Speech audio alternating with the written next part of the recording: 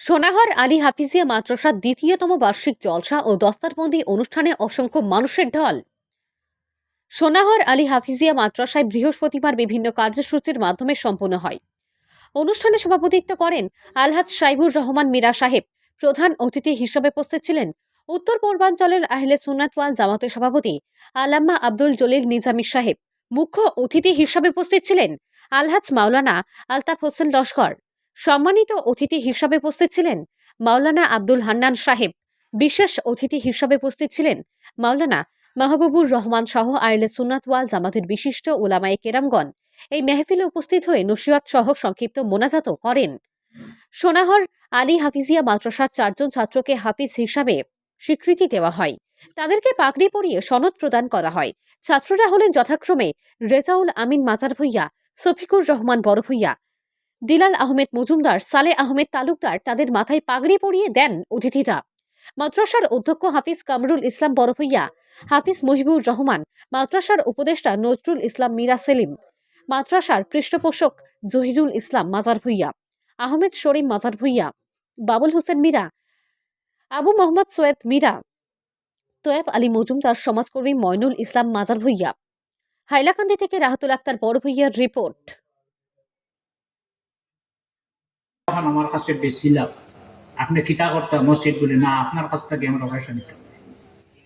কোন জমানা 1 হিজরি আর আজ 1445 হিজরি, 1445 বছর ধরেও রসুল্লাহর উম্মতে আইজ মাদ্রাসার লাগে মসজিদ লাগে জায়গা দিলাই যায়নি, জায়গা দিয়া বাগান ফুটাইছেন।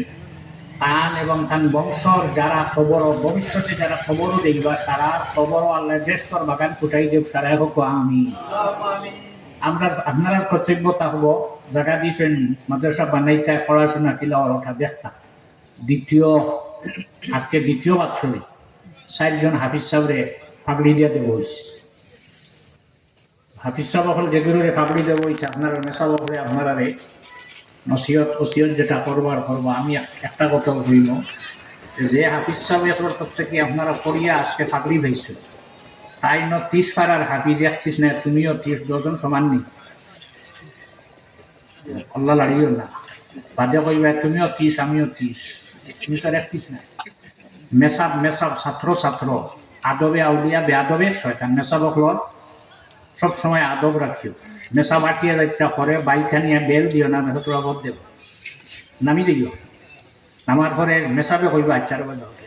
হ্যাঁ, এটার নাম হইল আদব। এটা কোনো বাজারও আপনারা টাউনও দেখছি না আদব বিক্রি বাজার এটা কোনো দোকান আছে না, এটা কোনো হানো নিয়ে না।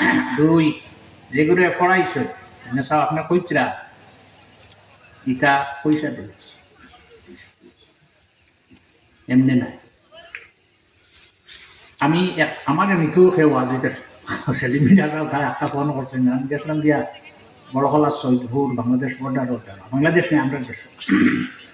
এরপরে অন্য যাইতাম 9টায় তাই ফোন করতেন যাইতে সময় একবার আমাকে বলি 10টা পর্যন্ত ঠিক আছে 10টা পর্যন্ত করিয়া যাই। আমি গেলাম যাওয়ার বাদে আমার একটা কিতা ম্যাগাজিন এখান ওখানে আমি একটা ঘটনা দেখলাম। হযরত আলী রাদিয়াল্লাহু তাআলা আনহু মসজিদ তানগর বইয়া কোরআন শরীফ পড়িছিলা। তানগরের দ্বারে দিয়ে একটা মানুষ যার এহুদি বড় হামাইয়া করিল আপনি তো পড়িছেন ইলানায় হলা হওয়ার বাদে তো গেছে গিয়া তাই উঠিয়া লেখা দেখানো আসলো। আমরা ধরনের কাগজও লেখান নাই, গাছর খালো বকরির চামড়া ওখান বার করিয়া শুয়ে দেখলা হে জেলা কইছে ওলা হরহবুর এ ঠিক করিস এ হইয়া দিস। কয়েকদিন পরে একটা মেয়ে ছোট্ট এখানে বিয়ে গেছে নাই, মাত কথা জানে আটা ফিরা জানে। আইয়া হযরত আলীরে কইল আলী আমার বাবা খাইন করো বেমার ডাক্তার এই জাতীয় মাত কথা করেন আপনি ইজাজত দেখো গরু কল্লা উড়াইলা আল্লাহর হাবিবে ফরমাইলা মারিও না। এনে তার কথা সত্য নাউজুবিল্লাহ। ইয়া রাসূলুল্লাহ কেন বদনাম হলে জানি রাখো বারে মাদ্রাসার ভিতরে হামাই না কমিটি তো নাই হবাই দূরে লাইবু ধন্যবাদ লগে সেদিন মিলা লগে খালি খাইছে এটাকে উঠতো না সে উঠতো ভিতরে থেকে বারোইয়া যদি সেও হয়তো মানুষে বিশ্বাস করিলাই ইয়া রাসূলুল্লাহ এগো ঘর থেকে বারোইয়া গিয়ে যে বদনাম হলে বসে এইগুলো জমিনও রাখতে নাই। আল্লাহ নবী ফরমাইলে সাহাবী হলি কেন আমার কালাম নাই আল্লাহর কালাম। ও সাহাবি হল জানিরা ওই ব্যক্তি যে হর তুমি তেন মারিও না, দেখবাই দূরে মাটিয়ে গ্রহণ করতো না, মাটিয়ে গছিত না। الشفاء تعريف حقوق المصطفى كتاب المجد قضي عياض رحمة الله عليه أنتين আমি হুনিয়া কইয়ান না কিতাব একদিন দেখছি, এখন থাকি না মূলও ভাবি না কিতাব আমি আবার দাড়ি উপরে উঠছে না কিতাব করি কয়েকদিন পরে সাহাবাই কেরাম হলের জায়গাত গেছেন, মক্কা ছাড়িয়ে অন্য জায়গাত গেছেন, যাওয়ার পরে দেখলে একটা মানুষ মাটির উপরে রাখা। আশপাশের মানুষ আল্লাহ তোমরা এই ব্যক্তিরে মাটির উপরে টেনে রাখলায়। সুম্মা আমাতাহু ফাআকবারাহু, মানুষ জাত সম্মানী জাতি ধর্ম নির্বিশেষে গরু মরি গেলে মানুষে এখানে বন্ধ ভালাইয়ায়, হাঁস মরি গেছে এটা মারি ভালাই দে, মুরুখ মরি গেছে এটা মারি ভালায়। যে কোনো ধর্মের মানুষ মরার পরে মানুষে মাটির উপরে রাখে না, কেউ জ্বালাইয়া যেটা রইব মাটির নিচে, কেউ সন্দক বানাইয়া, কেউ শেষ মাটি আমরা উপরে বাস দিয়া মানুষে কিটা করা হয়। আবার মানুষে মরার পরে খান্দ করিয়া বইয়া নেওয়া হয় না, টানিয়ে নেও, কজনে নেও, ৬ জনে, ২ জনে লিখিত হয়। এগুলো পুরার বস্তা নেয়, রসুল্লার উম্মত নেয়, সুন্নত হইল ৪ জনে নেওয়া। মানুষটা ডাকি আনলা নিয়ে হইলা তোমরা কোন ধর্মাবলম্বী মানুষ, এই ব্যক্তিটারে মাটির উপরে টেনে রাখলা, আবার পচেও না গলেও না। তারা কইলে আপনারা কইতে কি এইসো জানি না, আমরা ধর্ম মতেও মানুষ মরার পরে মাটির উপরে রাখা না, ইগুরে এখানে রাখলায়, ইগুরে ওরা মাটির নিচে রাখলাম, সকালে আইয়া দেখি মাটির উপরে। আবার মাটি দিয়া খুব বলা করি পাক্কার করে দিলা দুর্মুস্তে, খবরের উপরে মাটি দিয়া পাও কি পুরনি না, খুব বলা করি দুর্মুস্তিয়া রাখলাম। পরের দিন সকালে আইয়া দেখি মাটির উপরে। ৩ নম্বর দিন আমরা আবার তারে খবর রাখলাম, রাখি উপরে পাথর রাখছি, তাকে বারোয় না।